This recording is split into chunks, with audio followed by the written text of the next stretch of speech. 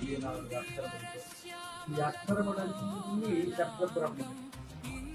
అందుకే చరాక్షరములకు అతీతమైన నిర్గుణ పరబ్రహ్మ. చరాక్షరములకు అతీతమైన నిరావరణ పరిపూర్ణ. ఈ అక్షరములన్నీ ఓడిసేకాక్షరం బ్రహ్మ. అక్షరములన్నీ కూడా శబ్ద బ్రహ్మమే, ద్వైతాద్వైతములే. అందుకని పూర్ణపదం తెలియటప్పటికీ అక్షరాలు మరొక చరా అక్షరములకు అతీతమైన, చరాక్షరములకు అతీతమైన నిర్గుణ పరబ్రహ్మ. అక్కడికి తీసుకెళ్ళి చెప్తాడు.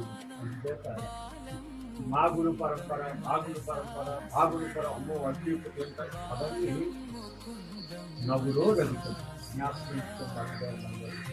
నా గురువు గొప్పవాడు, ఎవరి గురువు గొప్పవాడు. నవ్వులో రవితం, నవ్వులో రవితం. శివశాసనం శివుడు చెప్పాడు, నేను ఆచరిస్తుంది.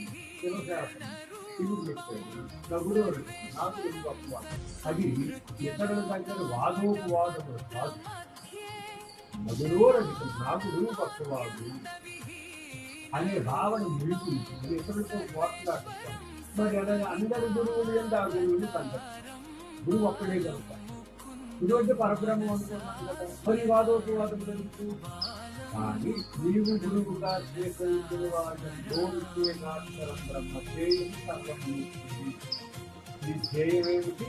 ముముక్షత్వం, మోక్షం. నువ్వు చేయవలసింది ఏమిటి? ఎవరి ద్వారా నీకు జ్ఞానం కలిగిందో, ఎవరి గురువుగా స్వీకరించావో వారి లక్ష్యం లేదు. అదే లక్ష్యం అందరి గురువులు జరుగుతుంది. దేహిదారులుగా, అశరీరదారులుగా. అక్కడ వాదోపవాదములు దిగామా, మనం ఒక మతానికి సంబంధించిన మనకు మతం కాదు, సమ్మతం. మన మతం ఏమిటి? సమ్మతం, సహనం, సహజం, అమనస్సు, అఖిలం. ఈ సమత్వం లేకపోయినట్లయితే క్రైస్తవ మతపరాలు, వైష్ణవ మతపరాలు, శైవ మతం, ఈ మతములు ఈ మత ప్రవక్తలు వచ్చి పెట్టారు. మత ప్రవక్తలు రాకముందు ఉంది కదా తత్వం లేదు. అందుకని మన మతం కాదు, సనాతన ధర్మం. ఈ ధర్మాన్ని మనం ఆచరించాలి. అందుకని చక్కగా ఆ భక్త చాలా గొప్పవాడు.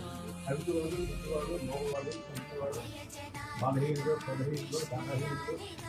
నేను 10 మంది సమస్యలు భర్తగా స్వీకరించిన తర్వాత దేహాంతరం వరకు ఆగితే అది పతిని లక్షణం.